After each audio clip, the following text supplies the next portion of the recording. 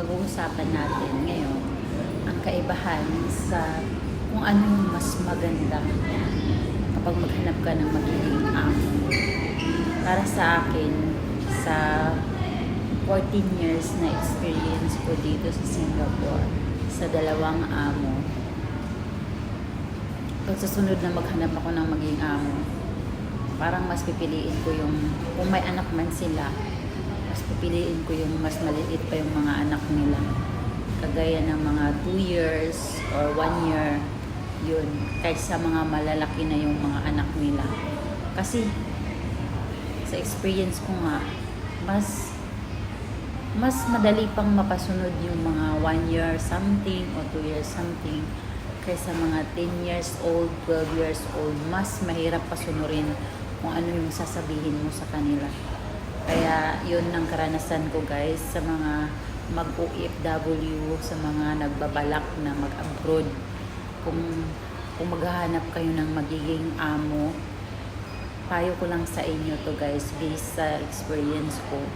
Maghahanap kayo ng amo kasi ano kayo niyan before kayo magpunta sa amo niyo, i-interviewin kayo kung ano yung mga gusto niyo, kung ano yung gusto ng maging amo mo, kung ano yung trabaho mo doon, kung may alaga ka bang bata o wala, ganyan-ganyan. So, kung gusto niyo makahanap ng magandang, kung magiging, yung gusto, syempre lahat naman tayo, gusto natin makahanap tayo ng magandang amo, maganda yung kalagayan natin sa magiging amo natin. So, advice ko lang sa inyo, ang masasabi ko lang sa experience ko, para sa akin, mas madali yung kung may alaga ka, piliin mo yung mga 1 year something o 2 years something kaysa mga malalaki na kaya mga 10 years, 12 years kasi para sa akin, mas madaling pagsabihan ng mga maliliit kaysa mga malalaki as in. Oo. Nahihirapan talaga ako sa mga alaga ko ngayon na malalaki na sila.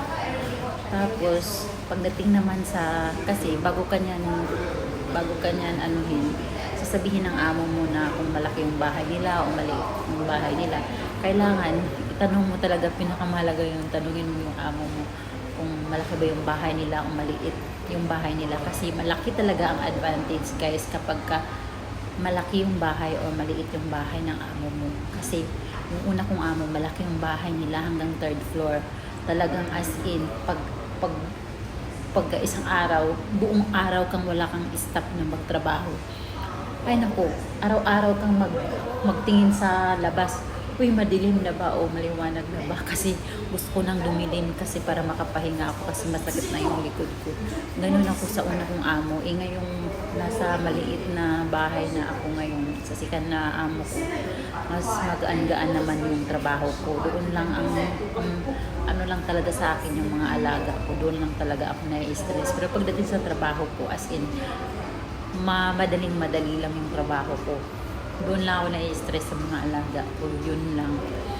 So, yun ang advice ko sa inyo. Kung gusto nyo mag-abroad, dapat siguraduhin nyo na yung bahay ng magiging bossing nyo, kung maliit ba o malaki, mas maganda talaga yung maliit ang bahay kasi mas madaling tapusin ang mga trabaho guys. Tapos pagdating naman sa mga alaga, kung may anak yung amo nyo, mas maganda para sa akin, sa ano ko lang, sa experience ko lang yan na hindi ko alam sa iba, mas maganda yung maliit pa yung mga anak kasi mas masunurin sila kaysa malalaki na as in. Oo, sa experience ko lang. Kaya sa susunod maghanap ako ng amo, ganun ang gagawin ko guys.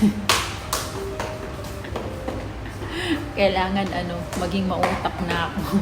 So next na kung lilipat man ako ng magiging amo sa in the future, kasi alam mo na hindi naman ako pwedeng huminto sa pagtatrabaho, kaya maghahanap pa rin ako ng trabaho at maghahanap ng magiging amo or kung ano mo yung tatrabahuin ko.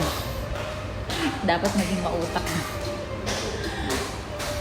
Kaya yun lang ang masasabi ko sa inyo guys. Kung nagbabala kayo ng mag-abroad, magkatulong kahit saan bansa man yan, sa experience ko lang yan na.